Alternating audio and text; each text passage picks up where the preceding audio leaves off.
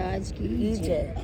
श्री प्रभु रामचंद्र जी ने कृपा दृष्टि की वर्षा करके देव समूह को निर्भय कर दिया। वानर भालू सब हर्षित हुए और सुख धाम मुकुंद की जय हो ऐसा पुकारने लगे। पति के सिर देखते ही मंदोदरी व्याकुल और मूर्छित होकर धरती पर गिर पड़ी। स्त्रियां रोती हुई उठ खड़ी हुई और उस मंदोदरी को उठाकर रावण के पास आईं। पति की दशा देखकर वे पुकार पुकार कर रोने लगी। उनके बाल खुल गए, देह की संभाल नहीं रही और वे अनेकों प्रकार से छाती पीटती हैं और रोती हुई रावण के प्रताप का बखान करती हैं। वे कहती हैं, हे नाथ, तुम्हारे बल से पृथ्वी सदा कांपती रहती थी। अग्नि, चंद्रमा और सूर्य सब तुम्हारे ही सामने तेजहीन थे। शेष और कश्यप भी उसका भार नहीं सह सकते थे। वही तुम्हारा शरीर आज धूल में भरा हुआ पृथ्वी पर पड़ा है। वरुण, कुबेर, इंद्र और वायु, इनमें से किसी ने भी रण में तुम्हारे सामने धैर्य नहीं धारण किया। हे स्वामी, तुमने अपने भुजबल से काल और यमराज को भी जीत लिया था। वही तुम आज अनाथ की तरह पड़े हो। तुम्हारी प्रभुता जगत भर में प्रसिद्ध है। तुम्हारे पुत्रों और कुटुंबियों के बल का हाय वर्णन ही नहीं हो सकता। श्री रामचंद्र के विमुख होने से तुम्हारी ऐसी दुर्दशा हुई है।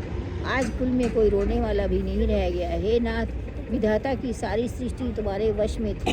लोकपाल सदा भयभीत होकर तुमको मस्तक नवाते थे, किंतु हाय, अब तुम्हारे सिर और भुजाओं को गीदड़ खा रहे हैं। राम विमुख के लिए ऐसा होना उचित भी नहीं है, अर्थात ठीक ही है ये। हे पति, काल के पूर्ण वश में होने से तुमने किसी का कहना नहीं माना और चराचर के साथ परमात्मा को मनुष्य करके जाना। दैवते रूपी वन को जलाने के लिए अग्नि स्वरूप साक्षात श्री हरि को तुमने मनुष्य करके जाना। शिव, ब्रह्मा आदि देवता जिनको नमस्कार करते हैं, उन करुणा में भगवान को हे प्रियतम तुमने नहीं बजा। तुम्हारा यह शरीर जन्म से ही दूसरों के द्रोह में तत्पर तथा पाप समूह में रहा।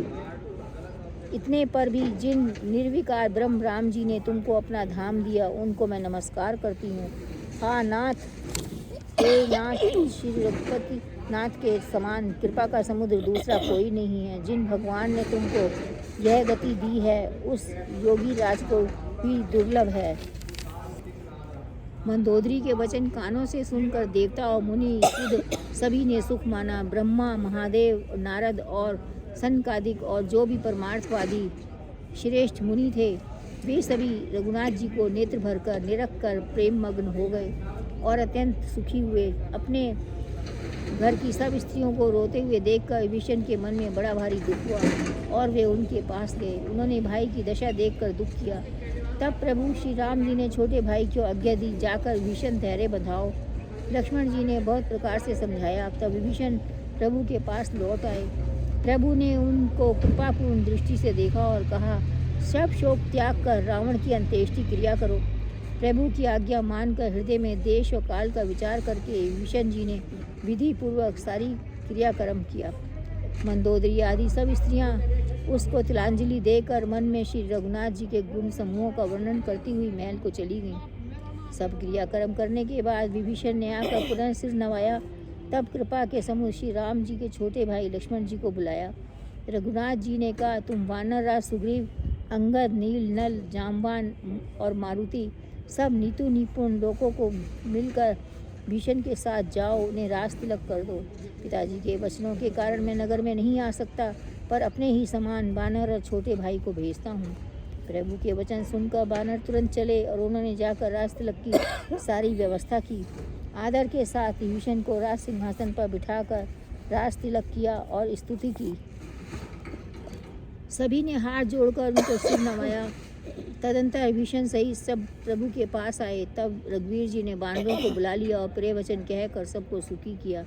भगवान ने अमृत के समान वह वाणी कहकर सबको सुखी किया कि तुम्हारे ही बल से यह प्रबल शत्रु मारा गया और विभीषण ने राज्य पाया। इसके कारण तुम्हारा यश तीनों लोकों में नित्य नया बना रहेगा। जो लोग मेरे सहित तुम्हारी शुभ कृति को परम प्रेम के साथ गाएंगे, वे बिना ही परिश्रम इस अपार संसार सागर का पार पा जाएंगे। प्रभु के वचन कानों से सुनकर वानर समूह तृप्त नहीं होते। वे सब बार बार सिर नवाते हैं और चरण कमलों को पकड़ते हैं। फिर प्रभु ने हनुमान जी को बुला लिया। भगवान ने कहा, तुम लंका जाओ, जानकी जी को सब समाचार सुनाओ, उसका कुशल समाचार लेकर तुम चले जाओ। तब हनुमान जी नगर में आए। यह सुनकर राक्षस राक्षसी उनके सत्कार के लिए दौड़े। उन्होंने बहुत प्रकार से हनुमान जी की पूजा की और फिर श्री जानकी जी को दिखला दिया। हनुमान जी ने सीता जी को दूर से ही प्रणाम किया। जानकी जी ने पहचान लिया कि यह वही श्री रघुनाथ जी का दूत है और पूछा, हे तात, कहो कृपा के धाम मेरे प्रभु छोटे भाई और बानरों की सेना सहित कुशल से तो हैं? हनुमान जी ने कहा, हे माता, कौशलपति श्री राम जी सब प्रकार से सकुशल हैं। उन्हें संग्राम में 10 सिर वाले रावण को जीत लिया है और भीषण ने अचल राज्य प्राप्त किया है। हनुमान जी के वचन सुनकर सीता जी के हृदय में हर्ष छा गया। श्री जानकी जी के हृदय में अत्यंत हर्ष हुआ। उनका शरीर पुलकित हो गया और नेत्रों में जल भर आया। वे बार बार कहती हैं, हे हनुमान, मैं तुझे क्या दूं? इस वाणी के समान तीनों लोकों में मेरे पास और कुछ भी नहीं है। हनुमान जी ने कहा, हे माता सुनिए, मैंने आज निसंदेह सारे जगत का राज्य पा लिया। जो रण में शत्रु सेना को जीत कर भाई सहित निर्विकार श्री राम जी को देख रहा हूँ। जानकी जी ने कहा, हे पुत्र सुन, समस्त सद्गुण तेरे हृदय में बसे हैं और हे हनुमान, शेष जो लक्ष्मण जी हैं, शेषनाग के अवतार सहित कौशलपति प्रभु सदा तुम्हारे ऊपर प्रसन्न रहें। हे तात, अब तुम वही उपाय करो जिससे मैं इन नेत्रों से प्रभु के कोमल श्यामल शरीर को देख कर दर्शन करूं। श्री राम जी के पास जाकर हनुमान जी ने जानकी का कुशल समाचार सुनाया। सूर्य कुलभूषण श्री राम जी ने संदेश सुनकर युवराज अंगद और विभीषण को बुला लिया। पवन पुत्र हनुमान के साथ जाओ और जानकी को आदर के साथ ले आओ। वे सब तुरंत ही वहाँ गए और जहाँ सीता जी थी, सबकी सब राक्षसियाँ नम्रतापूर्वक उनकी सेवा कर रही थी। विभीषण जी ने शीघ्र ही उन लोगों को समझा दिया। उन्होंने बहुत प्रकार से सीता जी को स्नान कराया, बहुत प्रकार के गहने पहनाए और वे सुंदर पालकी सजा कर ले आए। सीता जी प्रसन्न होकर सुख के धाम प्रियतम श्री राम जी का स्मरण कर कर उस पर हर्ष के साथ चढ़ी। चारों ओर हाथों में छड़ी लिए रक्षक चले। सबके मन में परम उल्लास है। रीछ वानर सब दर्शन के लिए आए। तब रक्षक क्रोध करके उनको रोकने दौड़े। रघुवीर जी ने कहा, हे मित्र, मेरा कहना मानो और सीता जी को पैदल ले जाओ, जिससे बानर उसको माता की तरह देखें। गोसाई श्री राम जी हंसकर ऐसा कहा। प्रभु के वचन सुनकर रीछ वानर हर्षित हो गए और आकाश से देवताओं ने बहुत से फूल बरसाए। सीता जी के असली स्वरूप को पहले अग्नि में रखा था, अब भीतर के साक्षी भगवान को प्रकट करना चाहते हैं। इसी कारण करुणा के भंडार श्री राम जी ने लीला से कुछ कड़े वचन कहे, जिन्हें सुनकर सब राक्षसियाँ विषाद करने लगी। प्रभु के वचनों को सिर चढ़ाकर मन, वचन और कर्म से पवित्र सीता जी बोली, हे लक्ष्मण, तुम मेरे धर्म के नेगी मतलब मेरे धर्म के आचरण में सहायक बनो और तुरंत आगे आग तैयार करो। सीता जी की विरह, विवेक, धर्म और नीति से सनी हुई वाणी को सुनकर लक्ष्मण जी के नेत्रों में आंसुओं ने जल भर आया। ये दोनों हाथ जोड़कर खड़े रहे। वे भी प्रभु से कुछ कह नहीं सकते। फिर श्री राम जी का रूप देखकर लक्ष्मण जी दौड़े और आग तैयार करके बहुत सी लकड़ी ले आए। अग्नि को खूब बढ़ी हुई देखकर जानकी जी के हृदय में हर्ष हुआ। उन्हें कुछ भय भी नहीं हुआ। सीता जी ने लीला से कहा, यदि मन, वचन, कर्म से मैं हृदय में श्री रघुवीर जी को छोड़कर दूसरी गति अन्य किसी का मुझे आश्रय नहीं है, तो अग्निदेव जो सबके मन की गति जानते हैं, मेरे भी मन की गति जानकर मेरे लिए चंदन के समान शीतल हो जाए अग्नि। श्री प्रभु जी का स्मरण करके और जिनके चरण महादेव जी के द्वारा वंदित हैं तथा जिसमें सीता जी अत्यंत विशुद्ध प्रीति है, उन कौशलपति की जय बोलकर जानकी जी ने चंदन के समान शीतल हुई अग्नि में प्रवेश किया। प्रतिबिंब और उनका लौकिक कलंक प्रचंड अग्नि में जल गए। प्रभु के इन चरित्रों को किसी ने नहीं जाना। देवता, सिद्ध और मुनि सब आकाश में खड़े हुए देख रहे हैं। सब अग्नि ने शरीर धारण करके वेदों में और जगत में प्रसिद्ध वास्तविक श्री सीता जी का हाथ पकड़ उन्हें श्री राम जी को वैसे ही समर्पित किया जैसे क्षीर सागर ने विष्णु भगवान को लक्ष्मी जी समर्पित की थी। वे सीता जी और श्री रामचंद्र जी के वाम भाग में विराजित हुई। उनकी उत्तम शोभा अत्यंत ही सुंदर है, मानो नए खिले हुए नीले कमल के समान सोने के कमल की कली सुशोभित हो। देवता हर्षित होकर फूल बरसाने लगे, आकाश में डंके बजने लगे और किन्नर गाने लगे। विमानों पर चढ़ी अप्सराएं नाचने लगीं। श्री जानकी जी सहित प्रभु श्री रामचंद्र जी की अपरिमित अपार शोभा देखकर रीछ वानर हर्षित हो गए। सुख के सागर श्री रामचंद्र जी की जय बोलने लगे। तब श्री रघुनाथ जी की आज्ञा पाकर इंद्र का सारथी मातली चरणों में गिर गया और सिर नवाकर चला गया। तदंतर सदा के स्वार्थी देवता आ गए। वे ऐसे वचन कहने लगे मानो बड़े परमार्थी हों। हे दीनबंधु, हे दयालु यज्ञराज, हे परमदेव, आपने देवताओं पर बड़ी दया की है। विश्वद्रोह में तत्पर यह दुष्ट कामी और कुमार्ग पर चलने वाला रावण अपने ही पाप से नष्ट हो गया।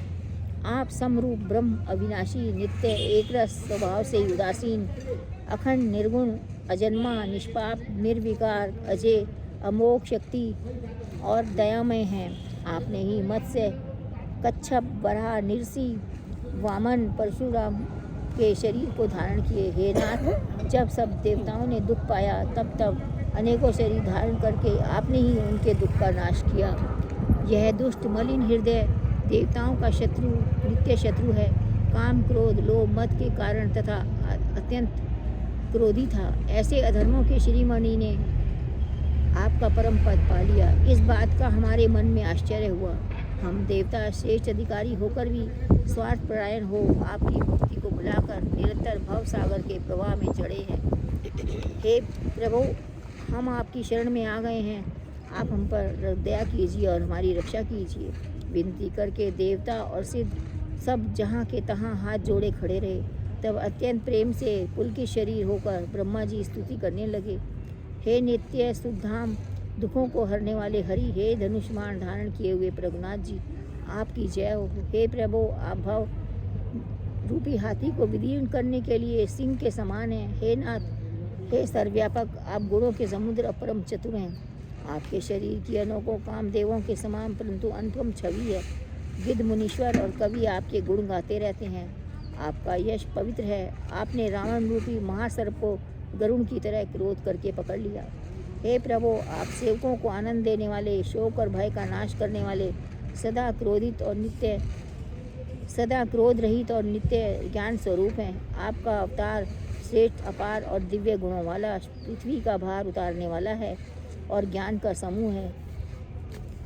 आप नित्य, अजन्मा, अव्यापक और एक अनादि हैं। हे करुणा की खान श्री राम जी, मैं आपको बड़े ही हर्ष के साथ नमस्कार करता हूँ।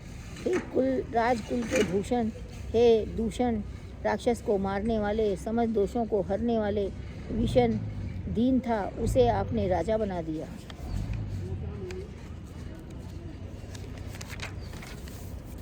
हे गुण और ज्ञान के भंडार, हे मान रहित, हे अजन्मा, व्यापक और माइक विकारों से रहित श्री राम, मैं आपको नित्य नमस्कार करता हूँ।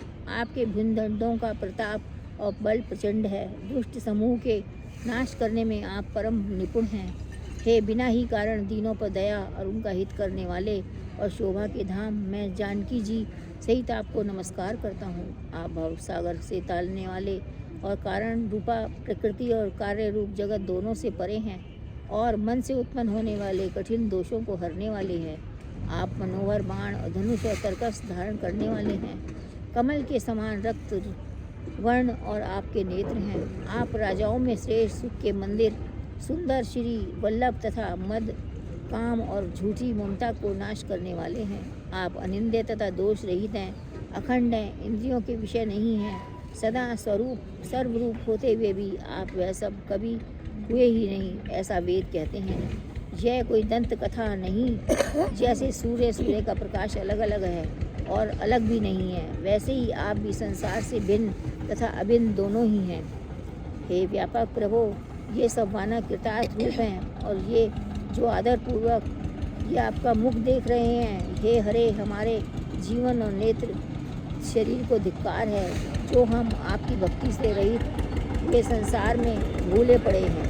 हे दीन दयालु, अब दया कीजिए और मेरी उस वेद उत्पन्न करने वाली बुद्धि को हर लीजिए, जिससे मैं विपरीत कर्म करता हूँ और जो दुख है उसे सुख मानकर आनंद से विचरता हूँ।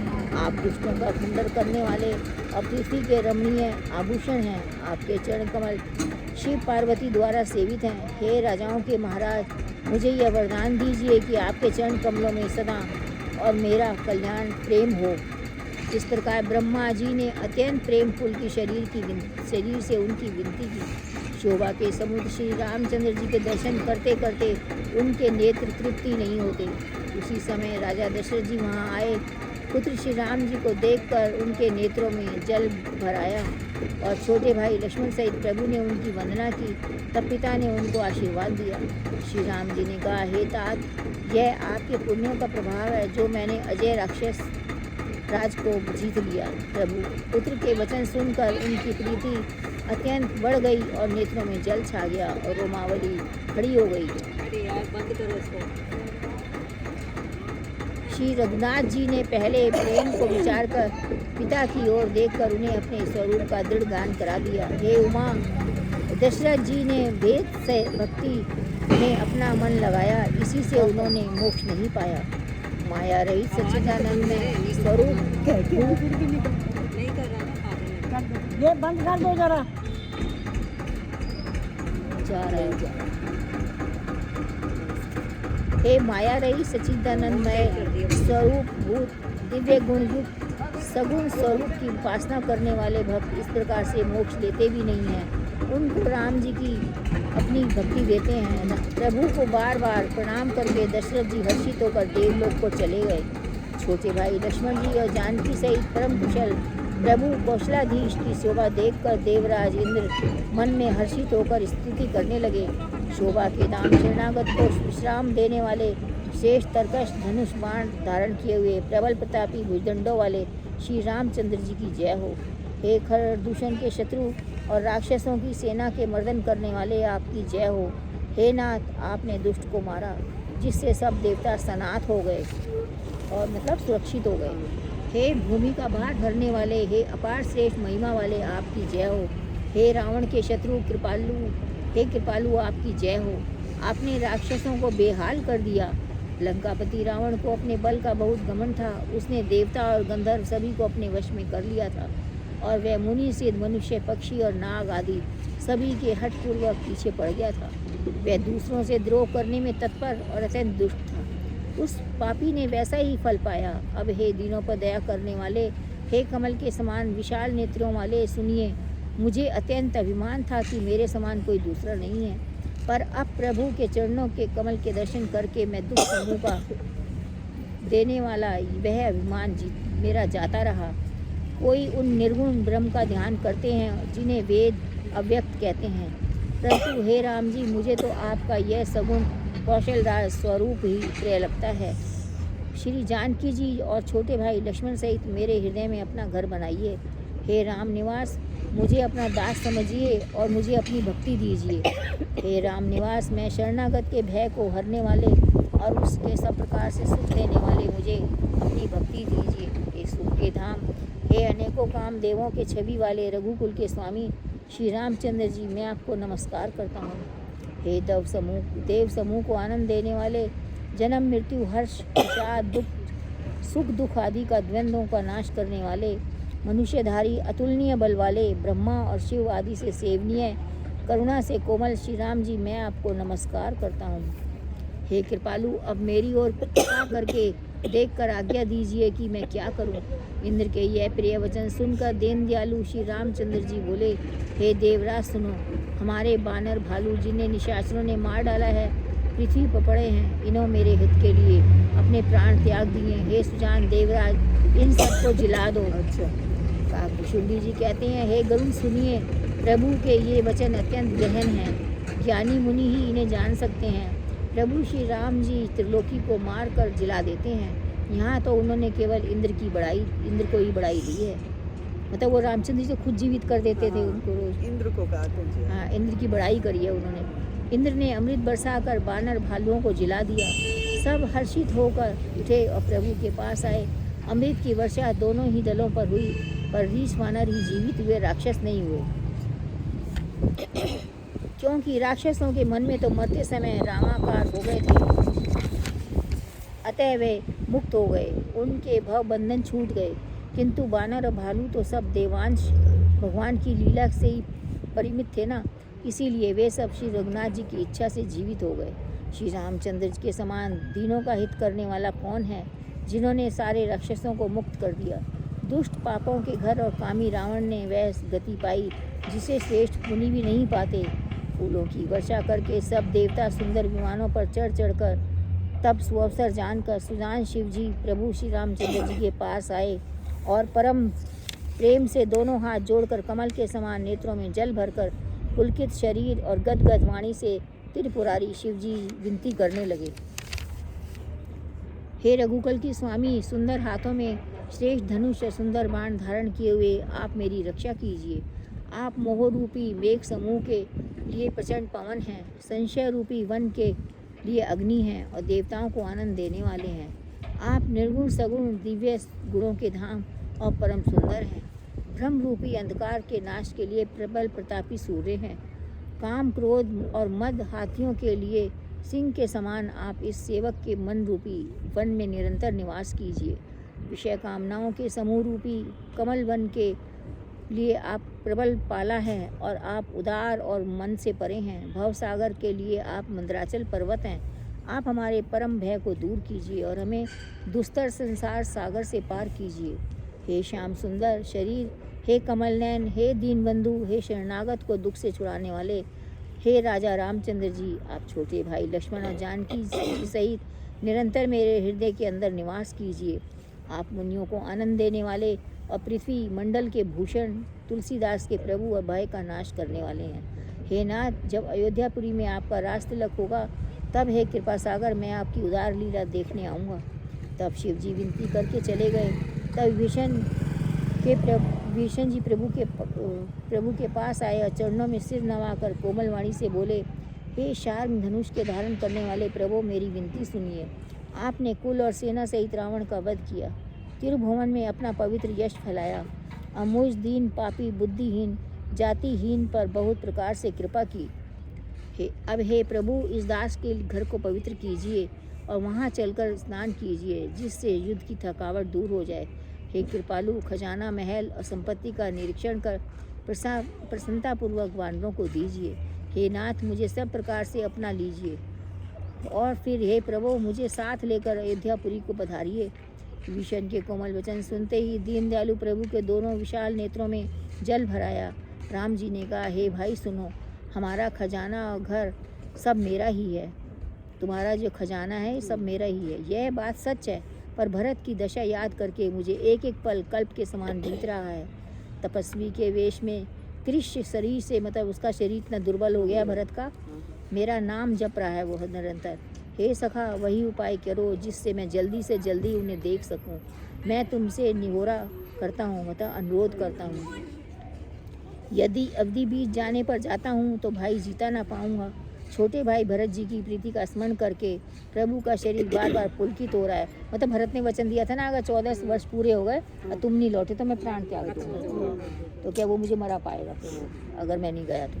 श्री राम जी ने फिर कहा, हे विभीषण, तुम कल भर राज्य करना, मन में मेरा निरंतर स्मरण करते रहना, फिर मैं उस धाम को पा जाओगे जहाँ संत लोग जाते हैं। श्री रामचंद्र जी के वचन सुनते ही विभीषण जी ने हर्षित होकर कृपा के धाम श्री राम जी के चरण पकड़ लिए और सभी वानर भालू हर्षित हो गए और प्रभु के चरण पकड़कर उनके निर्मल गुणों का बखान करने लगे।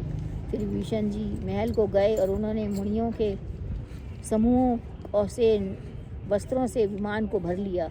फिर उस पुष्प विमान को लाकर प्रभु के सामने रखा। तब कृपा सागर श्री रामचंद्र जी ने हंसकर कहा, हे सखा विभीषण, सुनो, विमान पर चढ़कर आकाश में जाकर वस्त्रों और गहनों की वर्षा कर दो। मुझे जो विभीषण लेके आया ना वस्त्राभूषण, उनकी वर्षा कर दो। तो तब ही विभीषण ने आकाश में जाकर सब मणियों और वस्त्रों को बरसा दिया। जिसके मन को अच्छा लगता है वह वही ले जाता है।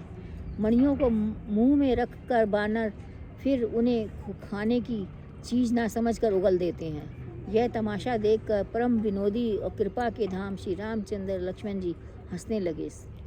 जिनको मुनि ध्यान में भी नहीं पाते, जिन्हें वेद नीति नेति नेति कहते हैं, वे ही कृपा के समूह श्री राम जी वानरों के साथ अनेकों प्रकार के विनोद कर रहे हैं। शिव जी कहते हैं, हे उमा, अनेकों प्रकार के योग, जप, दान, तप, यज्ञ, व्रत और नियम करने पर भी श्री रामचंद्र जी वैसी कृपा नहीं करते जैसी अनन्य प्रेम होने पर करते हैं। भालुओं और वानरों ने गहने पाए, उन्हें पहन कर वे श्री रामचंद्र जी के पास आए अनेकों जातियों के वानरों को देखकर कौशलपति श्री राम जी बार बार हंस रहे हैं। श्री रघुनाथ जी ने कृपा दृष्टि से देखकर सब पर दया की। फिर वे कोमल वचन बोले, हे भाइयों, तुम्हारे ही बल से मैंने रावण को मारा और विभीषण का राज तिलक किया।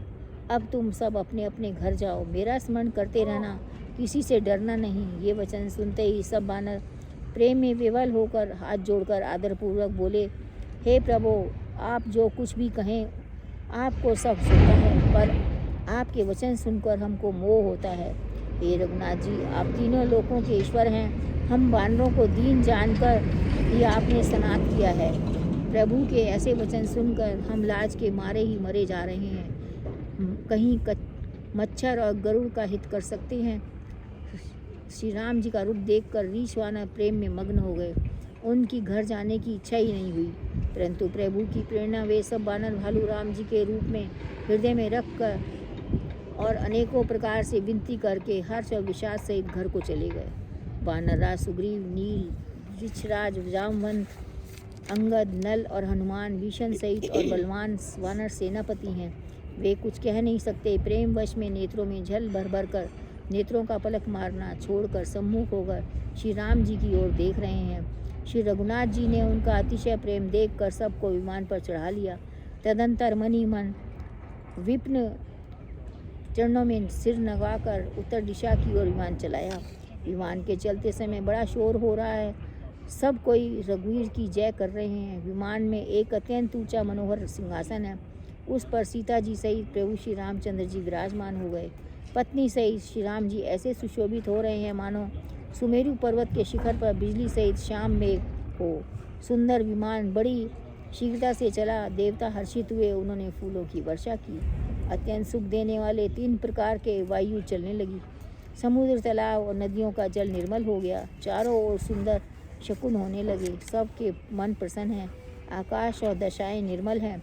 श्री रघुवीर ने कहा, हे सीते, रणभूमि देखो। लक्ष्मण ने यहाँ इंद्र को जीतने वाले मेघनाथ को मारा था। हनुमान और अंगद के मारे हुए भारी भारी निशाचर रणभूमि में पड़े हैं। देवताओं मुनियों को दुख देने वाले कुंभकर्ण रावण दोनों भाई यहाँ मारे गए। मैंने यहाँ पुल बांधा और सुखधाम श्री शिव जी की स्थापना की। तदंतर कृपा निधान श्री राम जी ने सीता जी सहित रामेश्वर महादेव को प्रणाम किया।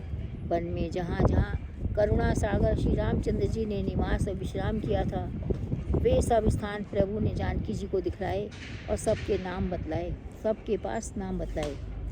विमान शीघ्र ही वहाँ से चला जहाँ परम सुंदर दंडक वन था, जहाँ और अगस्त आदि बहुत से मुनिराज रहते थे। श्री राम जी इन सब के स्थानों में गए। संपूर्ण ऋषियों ने आशीर्वाद पाकर जगदीश्वर राम की चित्रकूट गए। वहाँ मुनियों को संतुष्ट किया। विमान वहाँ से आगे तेजी से चला। फिर श्री रामचंद्र जी ने जानकी को कलयुग के पापों का हरण करने वाली सुहावनी यमुना जी के दर्शन कराए। फिर पवित्र गंगा जी के दर्शन किए। श्री राम जी ने कहा, हे सीते, इन्हें प्रणाम करो। फिर तीर्थराज प्रयाग को देखो, जिनके दर्शन से ही करोड़ों जन्मों के पाप भाग जाते हैं।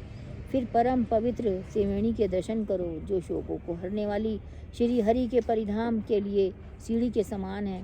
फिर अत्यंत पवित्र अयोध्यापुरी के दर्शन करो, जो तीनों प्रकार के पापों और भव रोगों का नाश करने वाली है। यूँ कहकर कृपालु श्री राम जी ने सीता जी सहित अवधपुरी को प्रणाम किया। सजल नेत्र और पुलकित शरीर होकर राम जी बार बार हर्षित हो रहे हैं।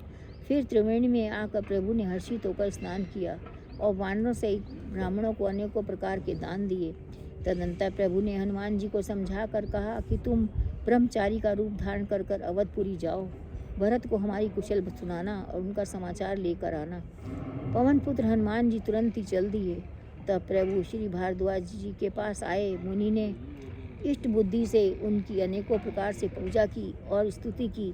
फिर आशीर्वाद दिया। दोनों हाथ जोड़कर तथा मुनि के चरणों की वंदना करके प्रभु विमान पर चढ़कर फिर चले। यहाँ सब निषाद राज ने सुना कि प्रभु आ गए हैं। तब उसने नाव कहाँ है, नाव कहाँ है पुकारते हुए लोगों को बुलाया। इतने में ही विमान गंगा जी को लांघ कर आ गया और प्रभु की आज्ञा पाकर वह किनारे पर आ उतरा। तब सीता जी बहुत प्रकार से गंगा जी की पूजा करके फिर उनके चरणों पर गिरी। गंगा जी ने मन में हर्षित होकर आशीर्वाद दिया, हे सुंदरी, तुम्हारा सुहाग अखंड हो। भगवान के तट पर उतरने की बात सुनते ही निषाद राज गुहू प्रेम में विवल होकर दौड़ा। परम सुख से परिपूर्ण होकर वह प्रभु के समीप आया और जानकी सहित प्रभु को देखकर आनंद समाधि में मग्न होकर पृथ्वी पर गिर पड़ा। उसे अपने शरीर की सुधि नहीं रही। श्री रघुनाथ जी ने उसका परम प्रेम देखकर उसे उठाया और हर्ष के साथ हृदय से लगा लिया।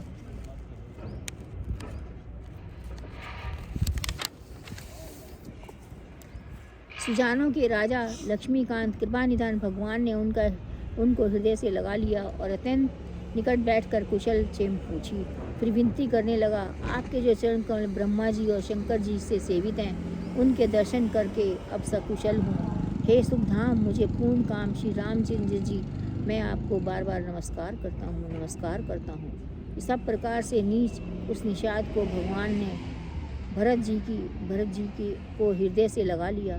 तुलसीदास जी कहते हैं, इस मंद बुद्धि ने मोहवश उस प्रभु को भुला दिया। रावण के शत्रु का यह पवित्र करने वाला चरित्र सदा ही श्री राम जी के चरणों में प्रीति उत्पन्न करने वाला है। ये काम आदि विकारों को हरने वाला और विशेष ज्ञान उत्पन्न करने वाला है। देवता, सिद्ध और मुनि आनंदित होकर इसे गाते हैं। जो सुजान लोग श्री रघुवर की समर विजय संबंधी लीला को सुनते हैं, उनको भगवान नित्य विजय, विवेक और विभूति देते हैं। अरे मन, विचार करके देख, यह कली काल पापों का घर है। इसमें श्री रघुनाथ जी के नाम को छोड़कर दूसरा कोई आधार नहीं है। श्री रामचरितमानस से सकु कुल लुष्वंत विध्वंस ने छठे पाठ से समाप्त। कलयुग के समस्त पापों को नाश करने वाले श्री राम